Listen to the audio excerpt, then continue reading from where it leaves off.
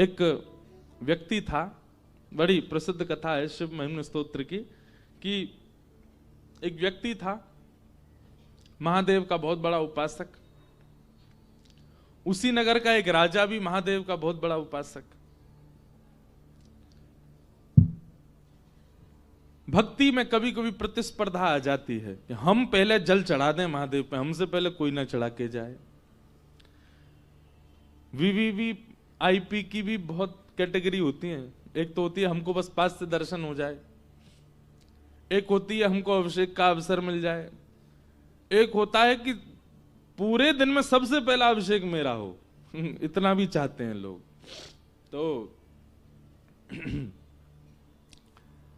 राजा जो था उसकी ऐसी स्थिति थी कि उसको रहता था कि महादेव पर दिन का सबसे पहला बिल्व पत्र मैं ही चढ़ाऊं, मुझसे पहले कोई ना चढ़ाए।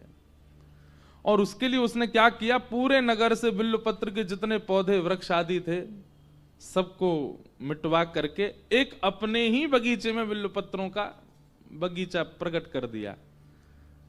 क्यों? मुझसे पहले कोई और बिल्व पत्र कहीं से तोड़ के जा ही नहीं पाएगा। मनमुखी राजा अपने आप बिल्व पत्र लेता और सबसे पहले जाता, उसके अलावा कोई जा ही नहीं सकता, क्योंकि पूरे नगर में बिल्व पत्र है ही नहीं।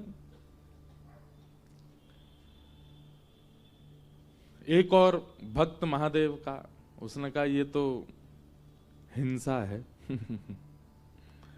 क्यों? दबाव हिंसा है। कल रात भर मेरे मन में यही चलता रहा। हमारे किशन जी ये सूत्र दे गए, महाराज जी दबाव हिंसा है। मैंने कहा हाँ।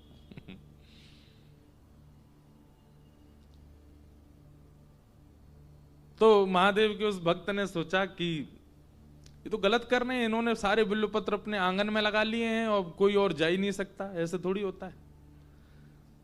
तो उसने शिव महिम्न स्तोत्र का पाठ करके इतना पाठ किया और महादेव से उसने कहा कि हे नाथ, मुझे अदृश्य होने की शक्ति प्रदान करो।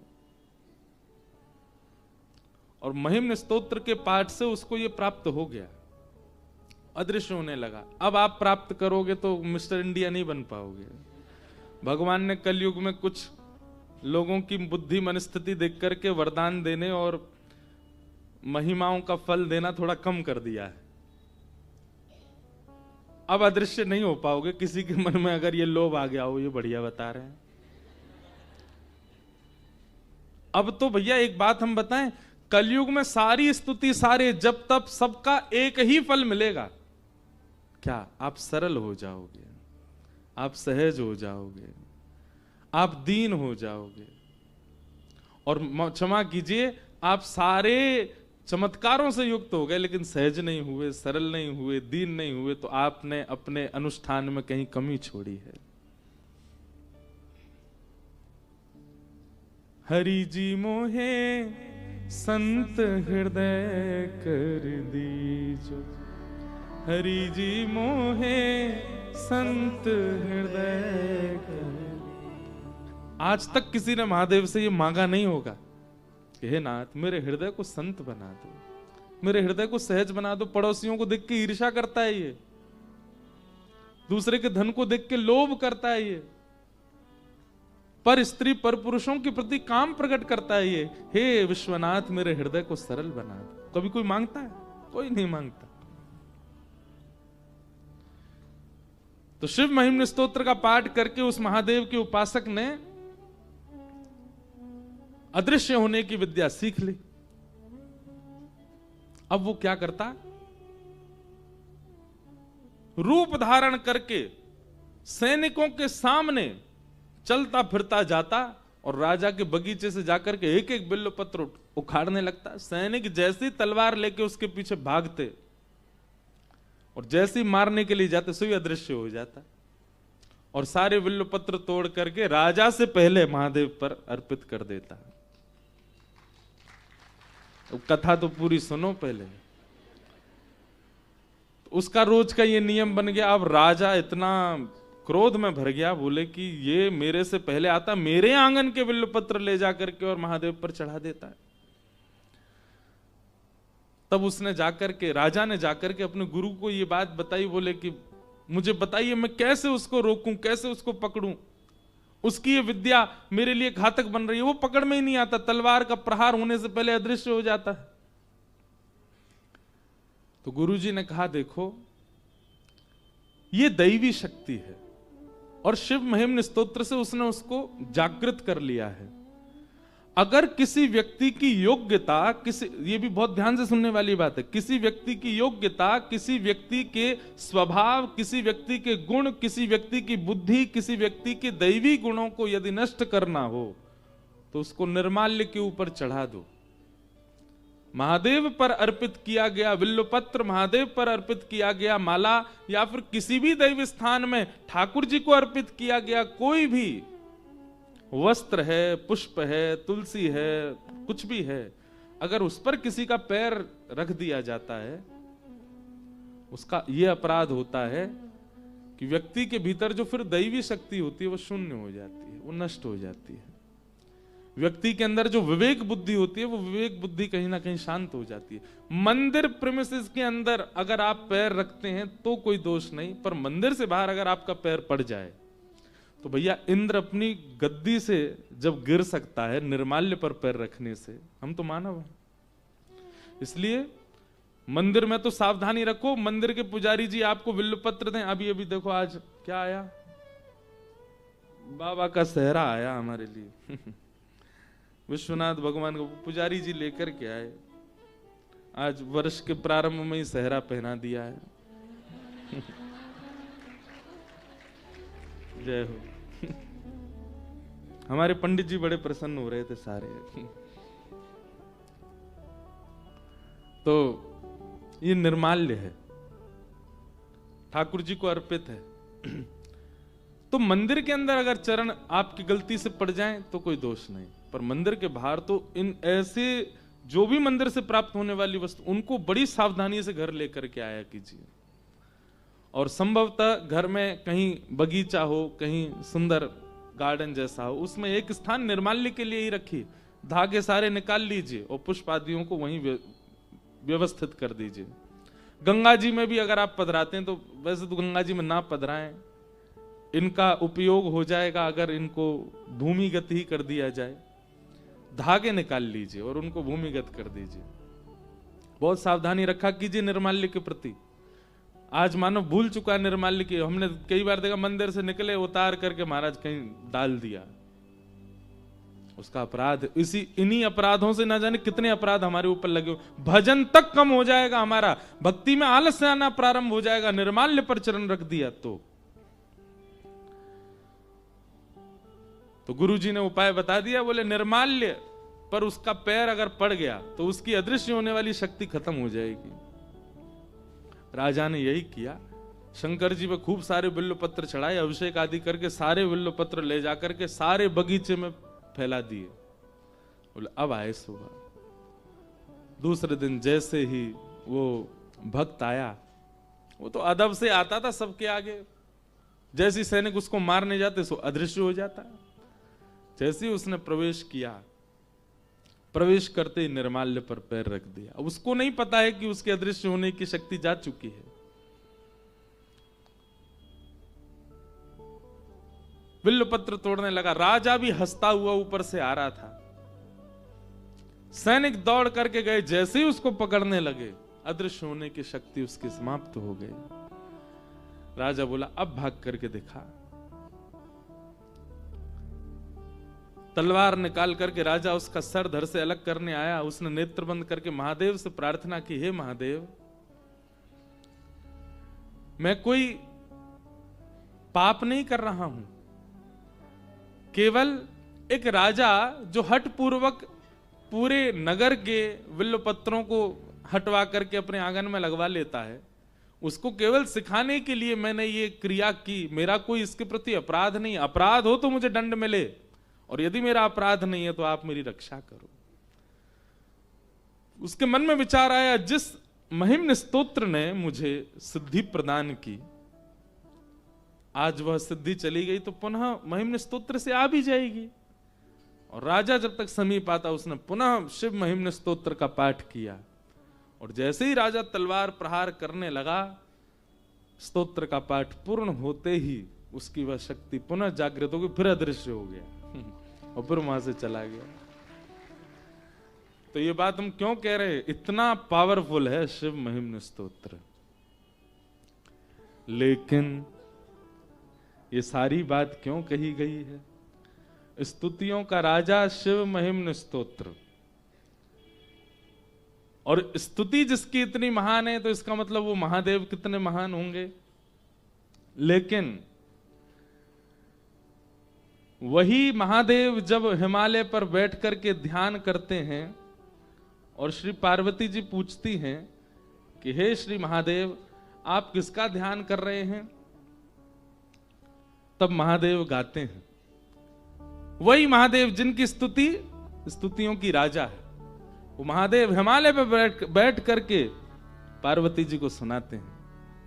मुनिंद वृंद वंदिते त्रिलोक शोक हारिणी, निकुंज भूविलासनी, ब्रजेंद्र भानु नंदिनी, ब्रजेंद्र सूनु संगत, कदा करिष्यसि मां कृपा कटाक्ष भाजनम्। मुनिंद वृंद वंदिते त्रिलोक शोक हारिणी, प्रसन्न वक्त्र पंकज निकुंज भूविलास, ब्रजेंद्र भानु नंदिनी, ब्रजेंद्र सूनु संगत, कदा करिष्यसि मां कृपा कटाक्ष, कदा करिष्यसि मां कटाक्ष भाजनम्। किशोरी जी का गुणगान करते हैं महादेव, तो इसका मतलब क्या है? स्तुतियों का राजा शिव महिम्न स्तोत्र, पर उन राजा के सिर पर विराजमान जो मुकुट है वो हमारी श्यामा जी है, वो हमारी किशोरी जी है, हमारी लाडली जी, हमारी श्री राधा रानी है। इसलिए महादेव के समीप जाकर के सारी स्तुतियां गाओ, पर सब पूरा हो जाए जब आपका, जब निकलने लग जाओ तब एक बार श्री राधा, बस एक बार कह दो, राधा वल्लभ लाल की जय। महादेव को एक बार युगल युगल का स्मरण करा करके जाओ। और अगर गोपी गीत याद है आपको, काशी वाले ध्यान से सुनो, तो निश्चित ही महादेव के पास जाके गोपी गीत सुनाया करो। अब क्या है कि क्योंकि महादेव की नगरी है ना, तो इसलिए सब महादेव को महादेव की ही स्तुति सुनाते हैं। लेकिन हम ब्रजवासी, हम ब्रज से आकर के हमारे मन में आता है कि महादेव को जो प्रसन्नता हो वो अर्पित किया जाए। वही बात हो गई, मैंने कहीं कह दिया था कि मुझे रसगुल्ला ढोकला बहुत पसंद है। अब तो मैं जहां जाऊं वहां मुझे रसगुल्ला ढोकला ही मिले, रसगुल्ला ढोकला ही मिले, रसगुल्ला ढोकला ही मिले। कभी कभी प्रिय वस्तु के रस को बढ़ाने के लिए, कभी कभी जैसे किसी को रसगुल्ला बहुत पसंद है और उससे पहले ही उसने गजक खाई है, एक बात बता रहे हैं, अब गजक खाई, गजक के बाद रसगुल्ला आ गया, तो आप क्या करोगे? पहले कुछ नमकीन दो, हाँ, थोड़ा जीभ हमारा नमक से भरे, उसके बाद फिर हम अपने प्रिय वस्तु का सेवन करेंगे। तो यहां पर सब लोग महादेव को नमकीन पवा रहे हैं, अब रसगुल्ला पवाओ। जब आप देखते हैं कि सब लोग ठाकुर जी को हर हर महादेव और महादेव की स्तुति सुनाते हैं, महादेव प्रसन्न होते होंगे, पर उसके बाद एकांत में बैठ कर के आप गोपी गीत सुनाया करो, महादेव प्रसन्न होते होंगे, कितने आनंद में आ जाते होंगे। तो ऐसे सब भाव हैं। निर्गुण बनिए तभी सगुण का अनुभव कर पाओगे। स्वयं ही इतने सर्वगुण संपन्न बन गए हो तो फिर वो सगुण कहां से दिखेंगे आपको। तो आज के मंगल भाव में प्रवेश करते हैं। कथा बहुत है, आज तो इतनी लंबी कथा है कि बस हम कैसे भी पहुंच जाएं नंदोत्सव तक। बोलो वृंदावन बिहारी लाल की जय। तो श्री सुखदेव जी महाराज, जिनको वेद व्यास जी ने भागवत की रचना करके प्रदान की, सब लोग बहुत सावधानी से सुनो। श्री सुखदेव जी भी महादेव की कृपा से वक्ता बने, कथा सबको पता ही है, उसका ज्यादा विस्तार नहीं करेंगे। सौनकादि ऋषियों ने प्रश्न किया, बोले महाराज सुखदेव जी के बारे में आपने बता दिया, अब कृपा करके ये बताइए परीक्षित कौन है। और ऐसा क्या हुआ जिसके कारण उनको 7 दिन कथा श्रवण करनी पड़ी? हमने सुना उनको मृत्यु का श्राप लगा था। तब सूत जी महाराज अब यहां से परीक्षित का परिचय देने की कथा शुरू करते हैं और उसी में महाभारत के अंश का स्पर्श करते हैं। यदा मृधे कौरव संजयानां वीरस्वथो वीरगतिं गतेषु ब्रकोदरा विग्धगदा विमर्श भृगनोरुदण्डे धृतराष्ट्रपुत्रे। महाभारत अपने अंतिम पड़ाव पर चल रहा था। महाभारत का युद्ध, बड़े बड़े वीर वीर गति को प्राप्त हो चुके थे और उसी समय रणभूमि पर लड़ रहे हैं दुर्योधन और भीम। भीम के अनेक प्रयास करने पर भी दुर्योधन पस्त नहीं हुआ। सब जानते हैं उसका लोह शरीर था। तब उसने भगवान की ओर देखा। आलोक्य वदनम सख्य, अपने ठाकुर जी की ओर जब देखा तो ठाकुर जी ने केवल इशारा किया, ऐसे मतलब बैठे बैठी जैसे इशारा करते हैं ऐसे बस कर दिया। समझ गया इसकी जंघा पर प्रहार करना है। अब देखिए, धर्म युद्ध में जंघा का प्रहार नियम नहीं है।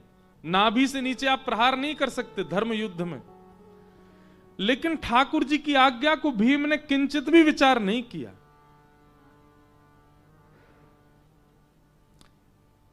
आज्ञा गुरुणाम अविचारणीयाम। मैं एक बार पुनः एक बात दोहरा रहा हूं, गुरु आज्ञा नहीं देते हैं, गुरु सामर्थ्य देते हैं। अगर गुरु आज्ञा कर रहे हैं और आप केवल उसको आज्ञा समझ करके स्वयं पर चिंतन, अब मैं कैसे करूंगा, अब मैं कैसे करूंगा, वो कार्य हो ही नहीं पाएगा। गुरु अगर कह दें ऐसा करो तो इसका मतलब उन्होंने सामर्थ्य के साथ हमें ये बात कही है, ये हमसे बनेगा। गुरु की आज्ञा, आज्ञा नहीं है, वो सामर्थ्य है। इसलिए उस पर विचार मत कीजिए, करें ना करें, कैसे करें, कैसे होगा, कब होगा, क्या क्या इसका रूप बनेगा। नहीं, गुरु सामर्थ्य देते हैं। अगर गुरु ने आपको नियम दिया है 365 दिन गंगा में नहाने का, तो आपके मन में ही आना नहीं चाहिए कि नवंबर के बाद कैसे नहाऊंगा, तब तो ठंडी हो जाती है। गुरु सामर्थ्य देते हैं। आप बिन विचार बस लग पड़िए उस कार्य पर। गुरु अगर आज्ञा देते हैं कि अब मैं कभी सुन ना लूं कि तुमने ऐसा कुछ खाया है, तो ये मत विचार करना अब मैं अपनी जीव को कैसे बताऊंगा कि मैं तुझे प्याज नहीं खवा सकता या मैं तुझे नहीं। गुरु कह रहे हैं, इसका मतलब सामर्थ्य गुरु देंगे। और एक बात सुनिए, गुरु अगर कहते हैं कि ये नहीं पाना है और आपने अगर गुरु के भाव पर पुनः विचार नहीं किया है, केवल उस आज्ञा को मान लिया है, आप अपनी जिह्वा पर उस वस्तु को डालेंगे, वमन अपने आप हो जाएगा। आपका शरीर स्वीकार नहीं कर पाएगा उसको, क्योंकि आपने गुरु आज्ञा पर विचार नहीं किया, मान लिया है। हम गुरु आज्ञा पर विचार करते हैं। सब लोग इधर देखो, सावधानी से सुनो, बहुत ध्यानपूर्वक सुनने वाली बात है। ठाकुर जी माता पिता और गुरु के द्वारा आज्ञा दिलवा करके आपको परखते हैं कि मेरी आज्ञा स्वीकार करने लायक है कि नहीं। और जब माता पिता गुरु की आज्ञा पर हमारी सजगता ठाकुर जी नहीं देख पाते, तो फिर ठाकुर जी स्वयं कभी कोई आज्ञा नहीं करते। जिसने कभी अपनी मातृ आज्ञा नहीं मानी, जिसने कभी अपने गुरु की आज्ञा नहीं, वो मेरी आज्ञा मानेगा। इसलिए माता पिता और गुरु की माने विनहि विचार, विचार मत करो उस पर। गुरु अगर कह दें तो ये है, करना है। वो बात अलग है कि आजकल आप प्रभाव देख करके अगर गुरु बना बैठे हैं किसी को, तो फिर उसका दंड भी तो मिलेगा आपको। प्रभाव देख के गुरु बनाया और फिर उस गुरु की आज्ञा मान के पछताए, तो फिर उसका दंड भी तो मिलेगा। इसलिए गुरु परख करके नहीं मनाना है। आप स्वयं को सत्संग के भाव से ऐसा निर्माण कीजिए कि फिर आपको गुरु ही चुनेंगे। देखिए, बहुत ध्यान से सुनिएगा। कोयले से हीरा प्रकट होता है, हीरा को तराशा जाता है, फिर उसको जौहरी की दुकान में पधरा दिया जाता है, पहुंचा दिया जाता है। अब वह हीरा जितना मूल्यवान बना होगा उतने मूल्य का अधिकारी ही उसको खरीद पाएगा, हर कोई नहीं खरीद सकता।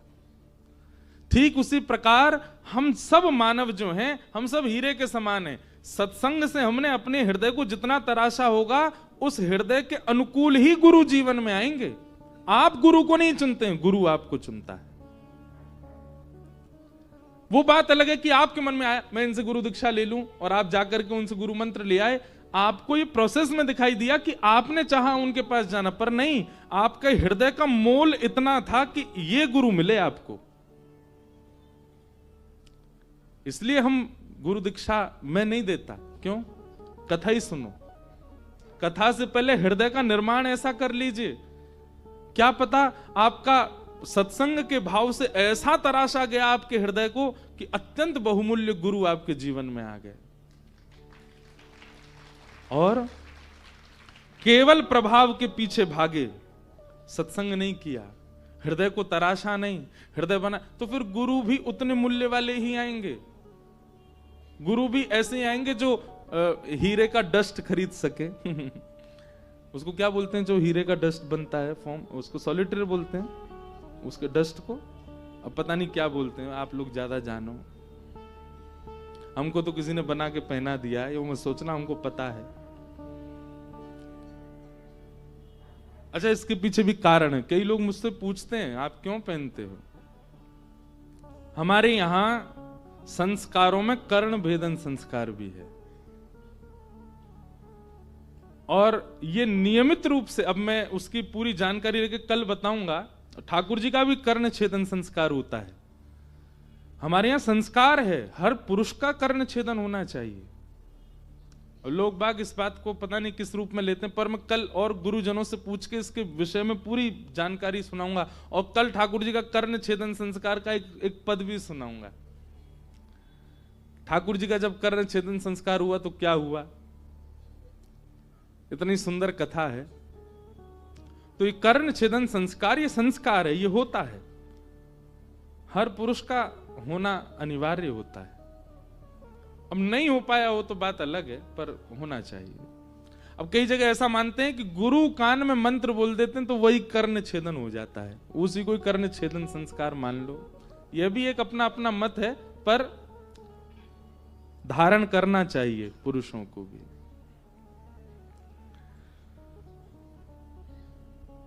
तो आप कितने तराशे गए हो, आपका मूल्य कितना बना है, उस मूल्य के अनुसार अपने आप गुरु आपके जीवन में आएंगे।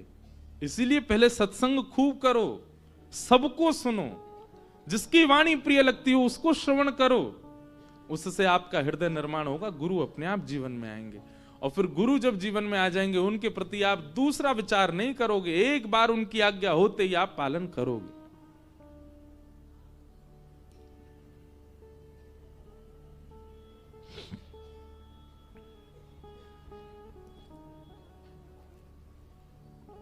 भीम ने विचार नहीं किया, ठाकुर जी ने आज्ञा दी तो भीम ने यह नहीं सोचा कि ये तो धर्म युद्ध है, यहां नाभि से नीचे कैसे प्रहार करूं मैं।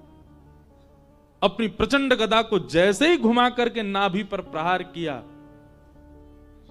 सब आश्चर्यचकित हो गए और गिर पड़ा दुर्योधन। पांडव जीत गए। आकाश में खड़े हुए सब देवता नारद जी के पास गए, बोले आपके होते हुए ये सब हो रहा है, बताओ धर्म युद्ध में ये सब चल रहा है। नारद जी ने जाकर के ये खबर दे दी बलराम जी को। बलराम जी को जैसे ही पता चला कि बलराम जी तो युद्ध में थे ही नहीं, तो बलराम जी दौड़ करके आए भीम को मारने के लिए। भगवान ने रोका, बलराम जी को समझाया, बोले आप क्यों मार रहे हैं। बोले धर्म युद्ध है और धर्म युद्ध में ये नाभि से नीचे प्रहार कर रहा है, धर्म की रक्षा मैं नहीं करूंगा तो कौन करेगा। लाला तू तो भक्त वत्सल है, तू तो कृपा करे सबन पे, तू तो दयावान है, पर मुंह पे ना होवे दया, कोई धर्म विरुद्ध कार्य करेगा तो मैं देख नहीं पाऊंगा, और तू हट जा मेरे मार्ग पे, या भी मैं आज छोड़ूंगा नहीं मैं। ठाकुर जी बोले यही रोष, यही क्रोध, यही बल तब दिखाया होता जब भरी सभा में द्रौपदी निर्वस्त्र हो रही थी, तब आपने क्यों नहीं किया? उस समय आपको धर्म की याद क्यों नहीं आई? उस समय आप रक्षक क्यों नहीं बने ठाकुर दाऊ दादा?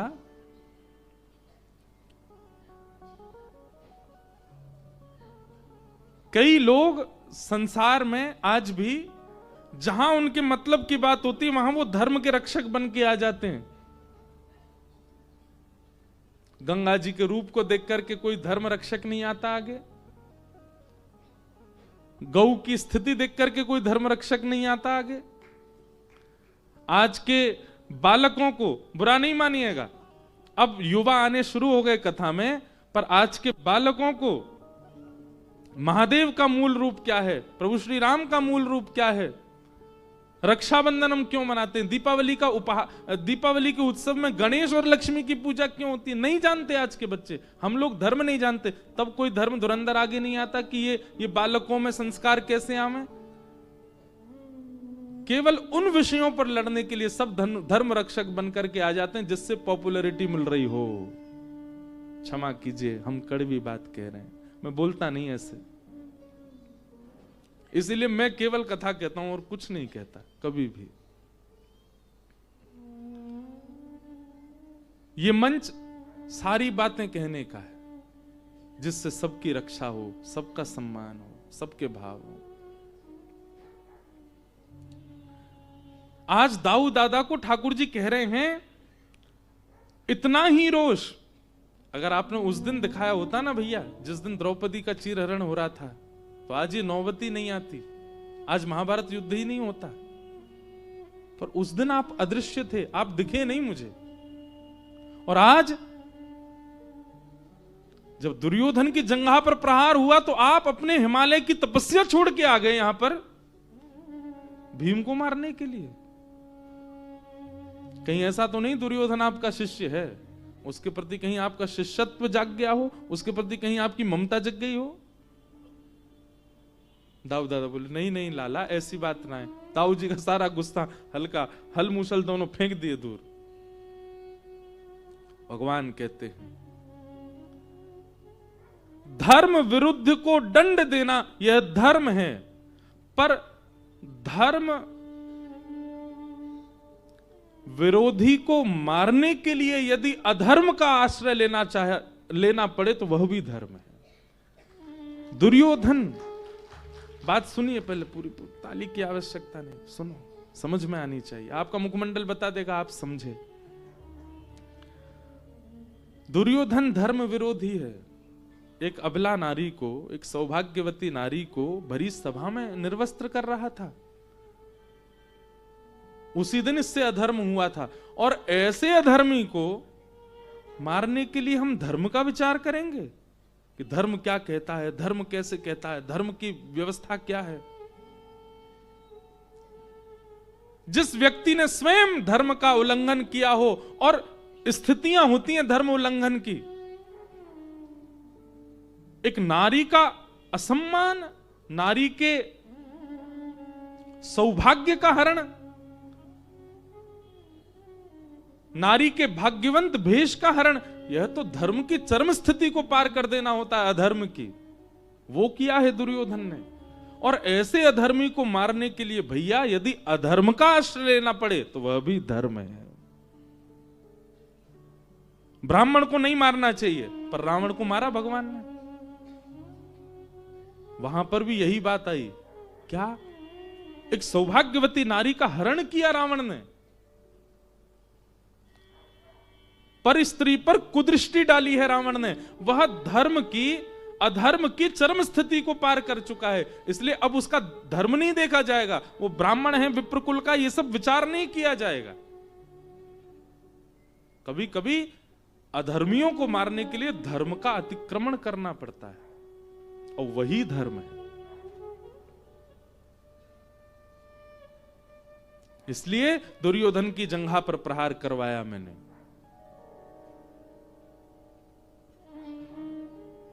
आप इन लोगों की रक्षा में आ गए जिन्होंने हमारे भांजे को चक्रव्यूह बना करके मार दिया। तब आपका क्रोध कहां गया था? तब आपको किसी ने आकर के क्यों नहीं बताया कि वहां अधर्म हो रहा है?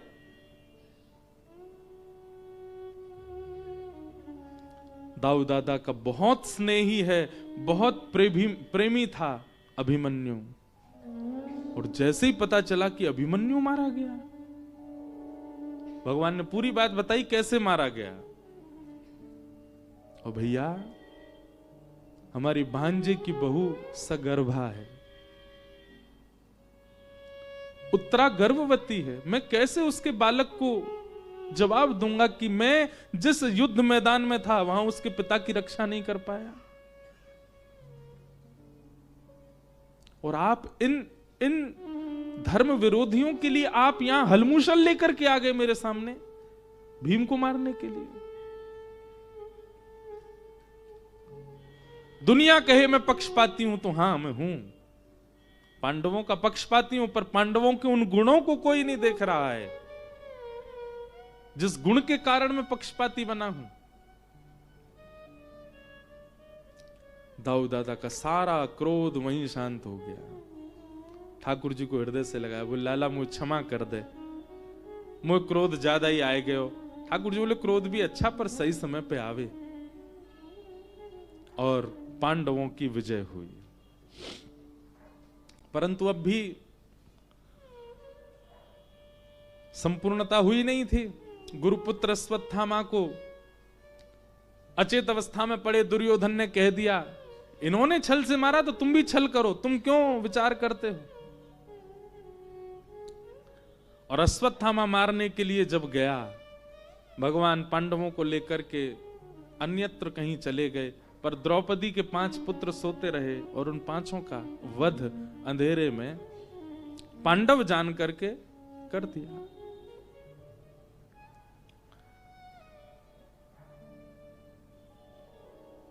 प्रातःकाल का समय हुआ,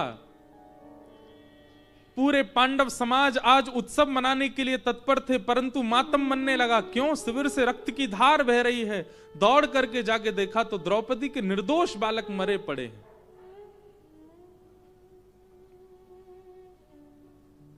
अर्जुन ने जैसे ये दृश्य देखा, तुरंत संकल्प लिया, तुम रो मत द्रुपद सुता, मैं संकल्पित होता हूं, जिसने भी तुम्हारे बालकों का वध किया वो कोई भी हो, यदि इंद्र भी होगा तो आभूषणों से युक्त उसके हाथों को नष्ट कर दूंगा। भगवान, अब देखो ये बहुत सुंदर कथा। ठाकुर जब अर्जुन प्रतिज्ञा ले रहा था कि द्रौपदी के बालकों को जान से मार दूंगा, द्रौपदी के बालकों के हत्यारे को जान से मार दूंगा, ठाकुर जी उसका हाथ पकड़ रहे हैं। अर्जुन नहीं, प्रतिज्ञा मत लो। क्रोध में ली गई प्रतिज्ञा घातक होती है, पहले क्रोध शांत करो अपना। ठाकुर जी आज्ञा कर रहे हैं, क्रोध में लिया गया निर्णय कभी आपका भला कर ही नहीं सकता। इसलिए कैसे भी किसी भी उपाय से पहले क्रोध को शांत होने दीजिए। क्रोध में आपका जो मन करे सो करो, पर एक चीज हमारे कहे से कर लो। उस समय कैसे भी करके अपना मुख, ये 2 होठ जो है इनको खुलने मत दीजिए। क्रोध में नाश कब होता है? जब आपके मुख से स्वर निकलने लग जाते हैं। और आप एक बात बिल्कुल प्रैक्टिकली देख लीजिएगा, क्रोध आए और आप अपने मुख को शांत रख लेंगे तो आपके हाथों की मजाल नहीं कि वे उठ जाएं, आपके पैरों की मजाल नहीं कि वे कुछ कर बैठें। आप केवल अपनी वाणी को शांत रख लीजिए, मौन कर लीजिए।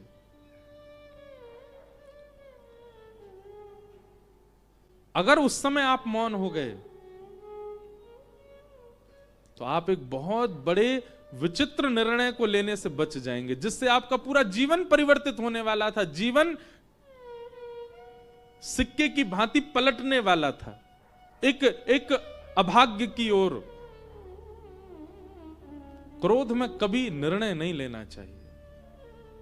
क्रोध में लिया गया निर्णय घातक होता है। भगवान ने हाथ पकड़ा, अर्जुन नहीं, क्रोध में निर्णय मत लो।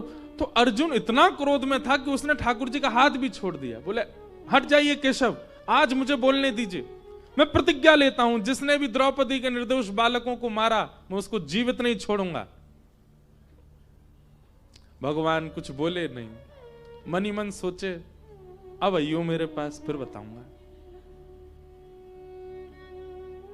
वही हुआ, जब ढूंढने के लिए निकले द्रौपदी के बच्चों के हत्यारे को, तो पता चला कि अश्वत्थामा, गुरुपुत्र अश्वत्थामा,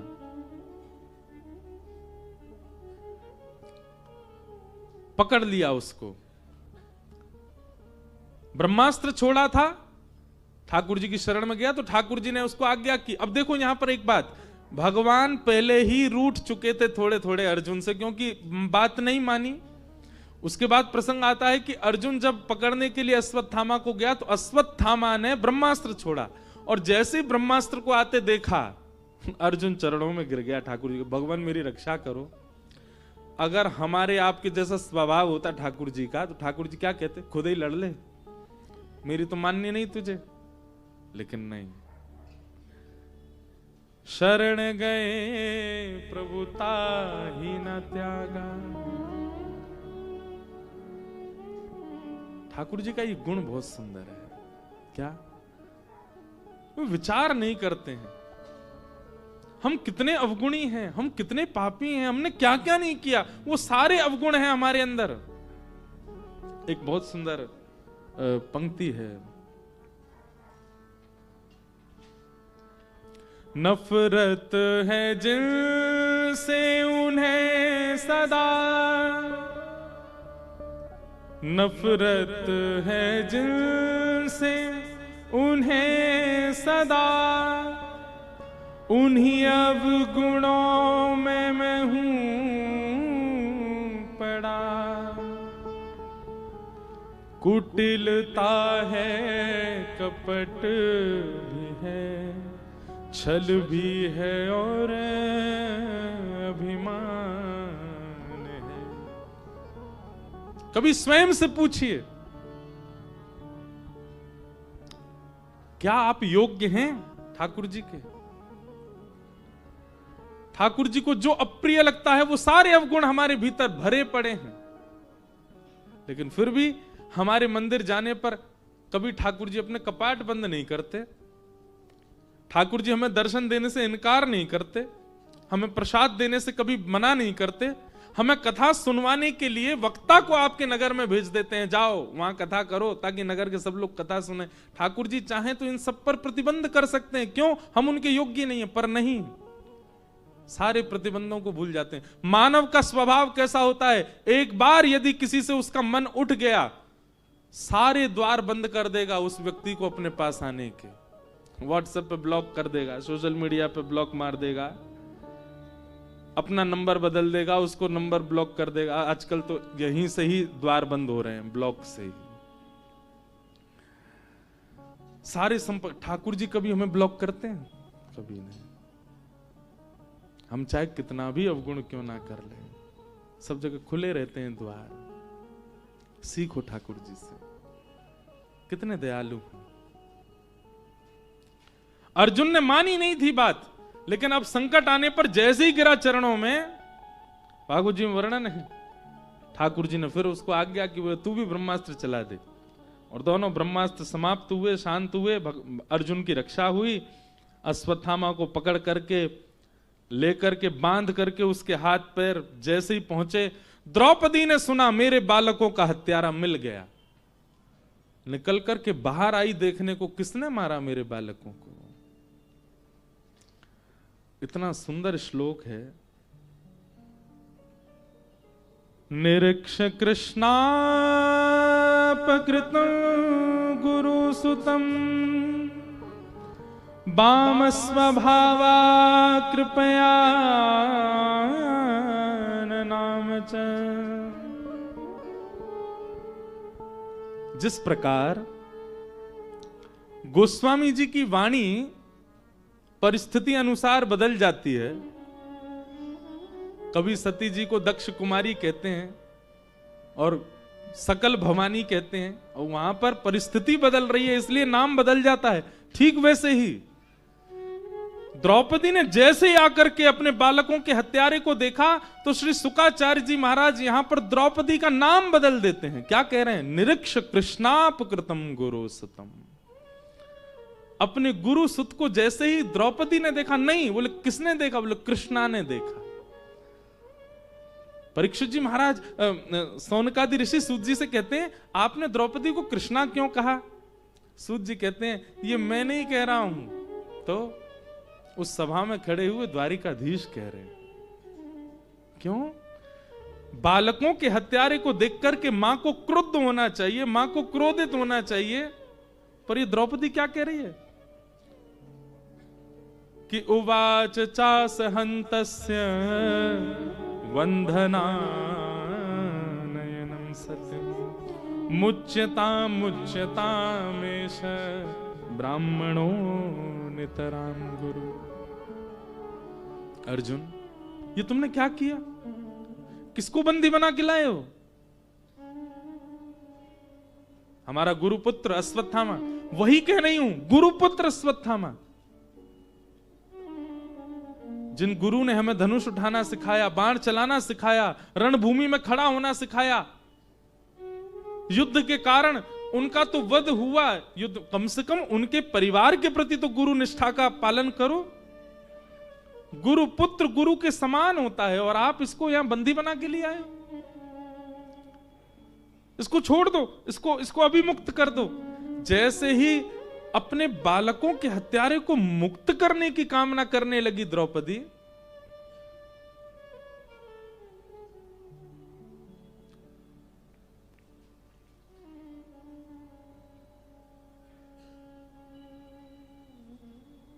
भगवान कहते हैं मां सब सह लेगी, पर उसके बालक पर यदि पिता भी प्रहार करें तो पिता का रोष भी नहीं सह पाती। खुद शिकायत करेगी, देखो तुम्हारा बेटा ऐसा करता है, देखो ये ऐसा करता है। और पिता जब क्रोध करे, ठीक है, जब तक मां को लगेगा इतना ठीक है, जैसे उससे ज्यादा पहुंचता तो मां ही बीच बचाव में आ जाती, बस बस ठीक है, इतना मैं देख लूंगी, अब इससे ज्यादा नहीं। ये मां का एक प्रेम होता है अपने पुत्र के प्रति। वो पिता को भी इतना अधिकार नहीं देती कि वो अपने मन माने ढंग से उसके पुत्र को या पुत्री को दंडित करे। इतना अधिकार तो केवल मां के पास ही होता है। अरे कहां तक कहें, पर ब्रह्म भी यदि क्रोध करने लगे तो मां उस भगवान को भी चैलेंज करती है, ठाकुर जी राजी राजी मान जाओ, मेरे बालकों पर संकट मत दो, नहीं तो फिर मुझ पर और भी तरीके हैं। ये मां का स्वरूप है। और आज उसी मां को देख करके भगवान कह रहे हैं, बालकों को मारने वाला नहीं, दंड करने वाला, उनकी हत्या करने वाला सामने खड़ा है, और द्रौपदी कहती है इसको छोड़ दो, इसको मुक्त कर दो। असंभव। जो मां अत्यंत वात्सल्य रूपा है,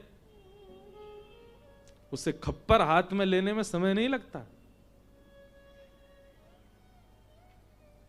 यदि वो दुर्गा है, अंबिका है, तो भद्रकाली बनने का भी उसके पास में पूरा अधिकार है। लेकिन परिस्थिति हो चुकी है भद्रकाली रूप धारण करने की, लेकिन द्रौपदी तब भी अपने दया गुण को प्रकट कर रही है। वो कह रही है इसको छोड़ दो, इसको मत मारो।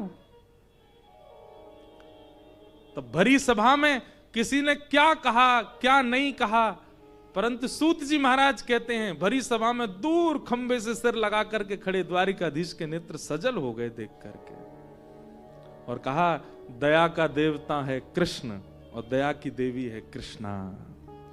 निरीक्ष कृष्णापकृतम गुरु सुतम। बंधुओं, परिस्थिति जब जीवन में आती है ना, परिस्थिति जब जीवन में आए तब यह सोचना चाहिए कि ठाकुर जी आंख खोल करके हमको देख रहे हैं। जब कोई परिस्थिति नहीं है, सब बहुत इजी चल रहा है, बहुत फ्लेक्सिबल है लाइफ में, सोचो ठाकुर जी कहीं और व्यस्त हैं अभी। लेकिन जैसी परिस्थिति आ जाए तो यही सोचना चाहिए ठाकुर जी ने आंख तो खोले लिए, डबल लेंस और लगा लिए, अब देख रहे हैं हमको। और उस परिस्थिति में आप जो निर्णय लेते हो उससे ठाकुर जी आपको औदा प्रदान करते हैं अपने हृदय में। इसलिए परिस्थिति से भाग मत जाया कीजिए। परिस्थिति जैसी जीवन में आवे तो बस यही ध्यान, अब ठाकुर जी की दृष्टि है, अब मुझे संभल करके कदम उठाने हैं और संभल करके निर्णय लेना है।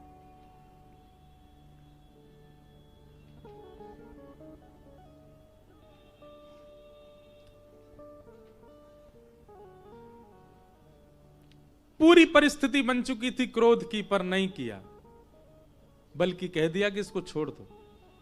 अर्जुन ने पूछा क्यों? द्रौपदी कहती है मैं एक मां हूं, और मां का सबसे बड़ी पीड़ा क्या होती है? उसके सामने उसके पुत्र का वध, उसके जीवित अवस्था में उसका पुत्र ना रहे। महाभारत का श्लोक है, उठ ही नहीं रहा।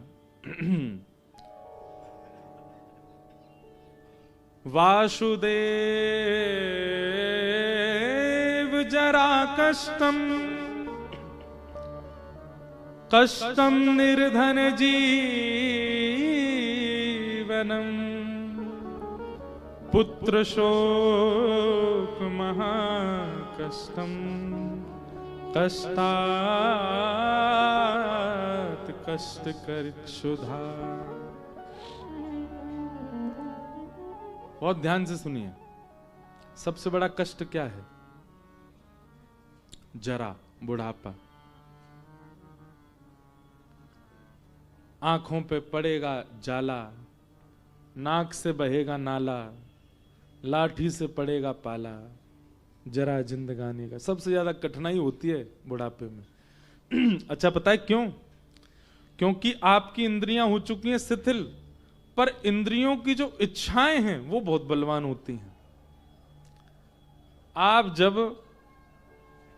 भुजिया खा रहे होते हैं तो जो वृद्ध जिनके दांत नहीं है उनका मन नहीं होता? बहुत मन होता है, उनका भी होता हम भी खाएं, पर इंद्रियां जा चुकी हैं, इंद्रियां पूर्ण रूपेण शिथिल हो चुकी हैं। तो वासुदेव जरा कष्टम, सबसे बड़ा कष्ट क्या है? बुढ़ापा। पर बुढ़ापे से भी जब बड़ा कष्ट क्या है? निर्धन जीवनम। एक तो बुढ़ापा और उसमें भी निर्धन हो जाना, ये सबसे बड़ा कष्ट है।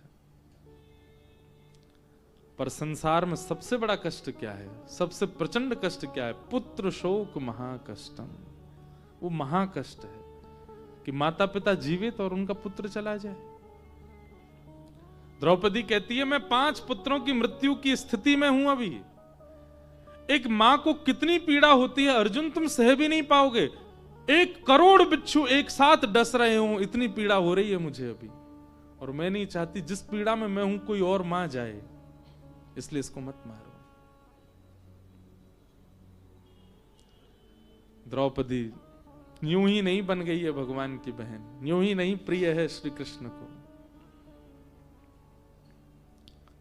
दया गुण ठाकुर जी को बहुत प्रिय है। दया का गुण लाइए। अनेक बातें द्रौपदी ने कही। मुझे अचानक याद आया कृष्ण जन्म होना है आज।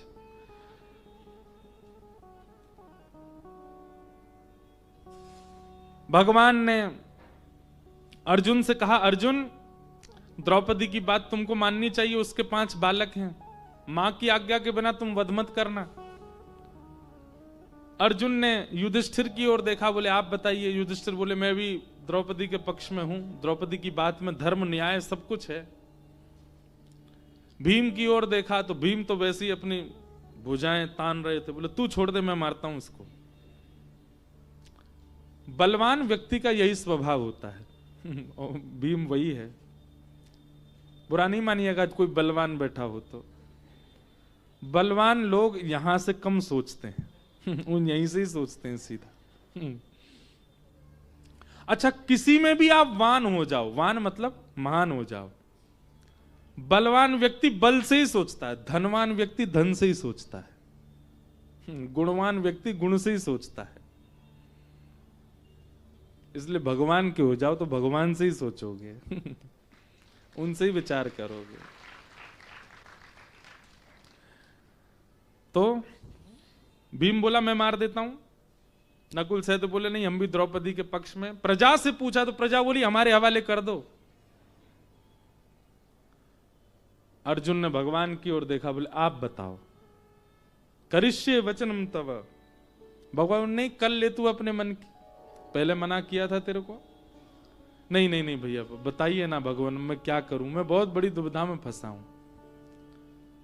ठाकुर जी की जब कोई एक बार नहीं मानता और फंसने के बाद जब दोबारा पूछता है कि ठाकुर जी मुझे बताओ मैं क्या करूं, ठाकुर जी आना मैं लेके चलता हूं तुझे।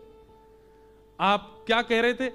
मैं ठाकुर जी आगे कीचड़ है, मैं जा नहीं पा रहा, आप बताइए ना। पहले मना किया था ना मत जाओ उधर से, गलती हो गई, अब बताइए अब क्या करूं।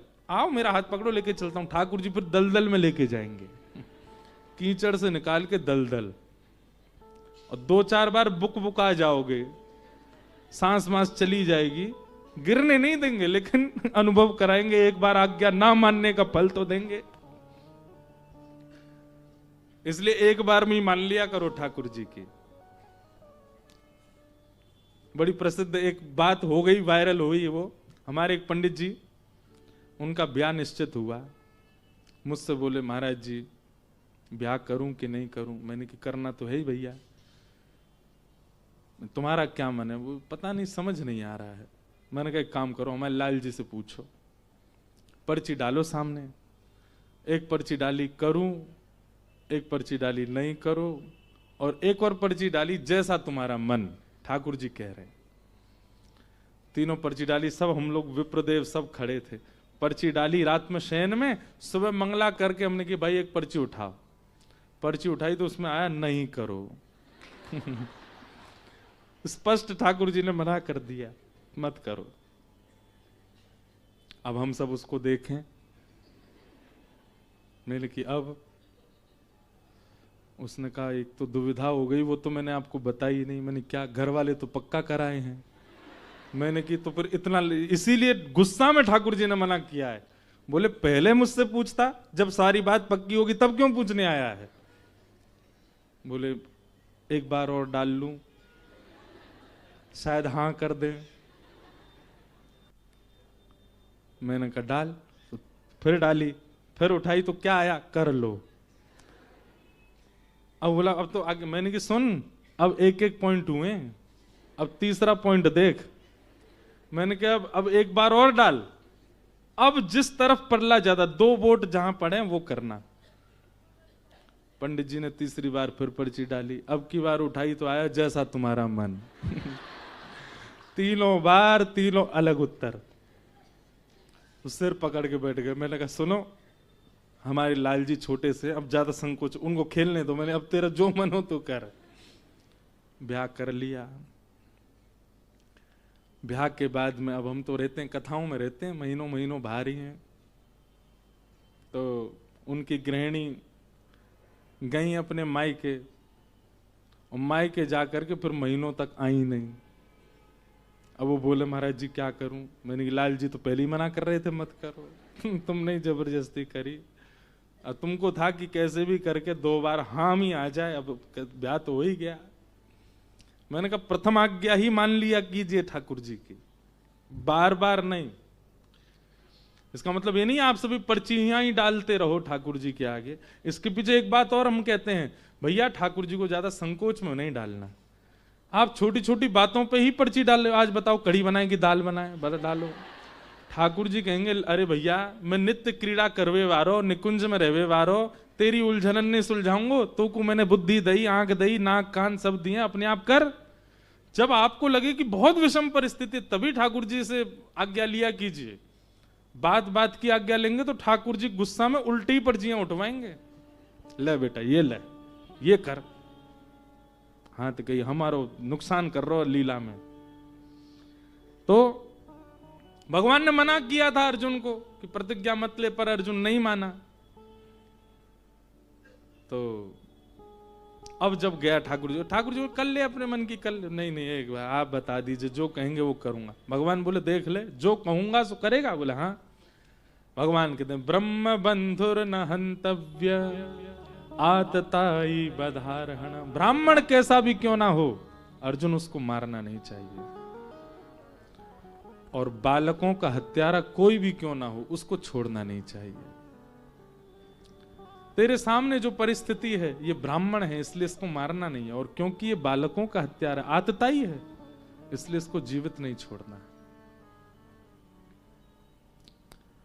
अर्जुन बोला, मैंने किससे पूछ लिया, मारना भी है छोड़ना भी है। लेकिन मैंने कहा ना, ठाकुर जी दलदल में ले जाएंगे, 2-4 डुबकी लगवा देंगे, लेकिन निकाल लेंगे। ठाकुर जी ने यहां पर इतनी सुंदर एक पंक्ति लिखी, आलोक्य वदनम सख्य। जैसे ही अर्जुन के माथे पर पसीना आने लगा, अब मैं क्या करूं, तब भगवान ने उसकी ओर अपनी कटाक्ष दृष्टि से देखा, और जैसे ही ठाकुर जी ने देखा, देखते ही अर्जुन को पता लग गया मुझे क्या करना है। ब्राह्मण है इसलिए मृत्यु दंड नहीं देना, बालकों का हत्यारा है इसलिए इसको जीवित नहीं छोड़ना, मतलब ऐसी स्थिति करनी है कि जीवित रहे पर प्रति क्षण मरे।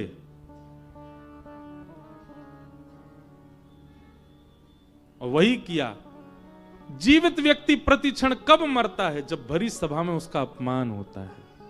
अपमानित व्यक्ति हर क्षण मरता है। व्यक्ति को अपने प्राणों से भी ज्यादा प्रिय होता है अपना स्वाभिमान, अपना मान, प्राणों से भी अति प्रिय होता है। जिसका होता है, जिनका स्वाभिमान है, जिनका है ही नहीं उनको तो कोई कह नहीं सकता, पर स्वाभिमान बहुत प्रिय है।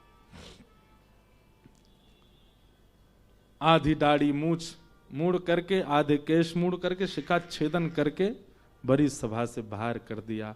अश्वत्थामा ने अपने इस अपमान का बदला लेना चाहा, और उसने विचार किया, अभिमन्यु तो मारा गया पर उसकी पत्नी अभी सगर्भा है, उसका बालक भी यदि मर जाए तो पांडवों के यहां जल देने वाला भी नहीं बचेगा। ब्रह्मास्त्र छोड़ दिया, उत्तरा दौड़ी दौड़ी। यहां पर ससुर खड़े हैं, बड़े बड़े सब लोग खड़े हैं रक्षार्थ, पर किसी के पास नहीं गई, द्वारिकाधीश के पास गई, आप मेरी रक्षा करो। भगवान ने एक रूप से तो बाहर खड़े थे, अंगुष्ठ रूप धारण करके उत्तरा के गर्भ में प्रवेश करके अपने सुदर्शन चक्र से अपने गदा को ही सुदर्शन चक्र की भांति घुमाया, और ठाकुर जी ने उत्तरा के गर्भ के बालक की रक्षा की। बोलो भक्त वत्सल भगवान की जय। यही बालक परीक्षित बना। हमारे पूज्य पिताजी महाराज के सदगुरुदेव अनंत श्री विभूषित श्री रामानुज प्रपन्नाचार्य गुरु जी, मेरे दादा गुरु, उनकी एक बात, उन्होंने एक सभा में एक बात कही, और इस बात पर स्वामी श्री अखंडानंद जी ने मोहर लगाई। वे कहते हैं, भगवान ने द्रौपदी के 5 पुत्र नहीं बचाए, जिनका वध करने अश्वत्थामा पहुंच गया। तो ठाकुर जी को पता था अश्वत्थामा आ रहा, तभी तो पांडवों को लेकर के चले गए। लेकिन भगवान ने उत्तरा के बालक की बाहर से नहीं, गर्भ में प्रवेश करके रक्षा की है। भागवत जी में स्पष्ट वर्णन है कि ठाकुर जी उनके गर्भ में प्रवेश कर गए और अपनी चक्रा नाम की गदा को चक्र की भांति घुमाया। सुदर्शन चक्र लेकर के नहीं गए ठाकुर जी। क्यों? ठाकुर जी के मन में भाव आया, नन्हा सा बालक है, नन्हा सा बालक है, चक्र के तेज से कहीं कोई दिक्कत ना हो, इसलिए ठाकुर जी विचार करके गदा लेकर के गए, और उस गदा को इतनी द्रुत गति से घुमाया कि उर्ध होकर के उसकी वायु जाने लगी और ब्रह्मास्त्र आकाश में ही नष्ट हो गया। लेकिन हमारे गुरुदेव भगवान एक बात यहां पर कहते हैं, ठाकुर जी ने द्रौपदी के बालकों की रक्षा नहीं की, उत्तरा के गर्भ के बालक की गर्भ में जाके रक्षा की। गर्भ में जाके रक्षा करी, ये बड़ी बात है। मतलब जिस गर्भ में हमें दोबारा ना जाना पड़े उसके लिए कर्म सुधारो, ये सारे शास्त्र करते हैं। पुनर्जन्म ना लेना पड़े ऐसे कर्म करो। ठाकुर जी उस गर्भ में प्रवेश कर गए। ऐसा क्या विशेष था उस बालक में? तब गुरुदेव भगवान कहते हैं, ठाकुर जी को पता था भविष्य में ये कथा का श्रोता बनेगा, मेरी कथा का अधिकारी बनेगा, मेरी कथा श्रवण की रुचि इसके चित्त में आएगी, और ये सप्ताह कथा श्रवण करने वाला एक श्रोता है। इसलिए ठाकुर जी गर्भ में प्रवेश कर गए उसकी रक्षा करने। गुरुदेव भगवान कहते हैं, अपने जीवन में कोई व्यक्ति एक क्षण भी यदि सत्संग या कथा श्रवण कर रहा है तो इस बात को प्रमाणित मान ले कि उसने गर्भ में भगवत दर्शन तो किया है, उसके गर्भ में ठाकुर जी ने उसको आकर के देखा तो है। आपने भगवान को देखा, ठाकुर जी को देखा, क्यों भावमयी चर्चा पर आप रुदन करने लगते हो? क्यों कथा में आपकी इतनी तत्परता कि सुबह के भयंकर कोहरे में आप घर बार छोड़ के यहां आके कथा सुन रहे हो? दूर दूर तक जगह नहीं है। कई लोग, जालान जी पहले घंटे से मुझको दिख रहे हैं, खड़े हैं। क्यों? आपका कोई नाता तो है नहीं ठाकुर जी से, क्यों खड़े हो? क्यों सुन रहे हो? कल एक बालक, आप ऐसा नहीं किया करो, कल गाड़ी जा रही, वो कितनी दूर तक पीछे भाग रहा था गाड़ी। मैं भैया कोई हीरो नहीं हूं, कोई सेलिब्रिटी नहीं। आप ऐसा करके हमको ये बताओ नहीं कि हम कुछ हैं। हम शून्य ही रहने दो हमको, हम कुछ नहीं है। पर आपका ये प्रेम, आपकी ये तत्परता, आपकी ये सजगता इस बात का प्रमाण है कि आपने ठाकुर जी को अपने मातृ गर्भ में देखा है, उनको कभी तो उनका अनुभव किया है, तभी तो उनकी चर्चा आपको प्रिय लग रही है, तभी तो उनकी वार्ता आपको प्रिय लग रही है। हमारे अभिषेक भैया बोले, महाराज जी मुझ पर आप ऐसा अनुग्रह कर दो। मैंने क्या? बोले, भगीरथ भैया, चाचा जी सब लोग कथा का क्रम लिए हैं, बापू की कभी ना कभी कथा होती रहती है, मुझे भी आप आशीष दो, मैं भी हर साल कथा कराया करूं भागवत जी की। मैं भी एक, बोले, मैं पहली बार अपनी माँ के कृपा से, माँ के आशीर्वाद से, मेरी बहनों के आशीर्वाद से, परिवार के आशीर्वाद से कथा करा रहा हूं, पर मेरा मन है मैं हर साल कुछ ना कुछ। मैंने कहा देखो ये तो ठाकुर जी की इच्छा है। क्यों आपकी रुचि बढ़ रही है कथा में? आपने ठाकुर जी को देखा है।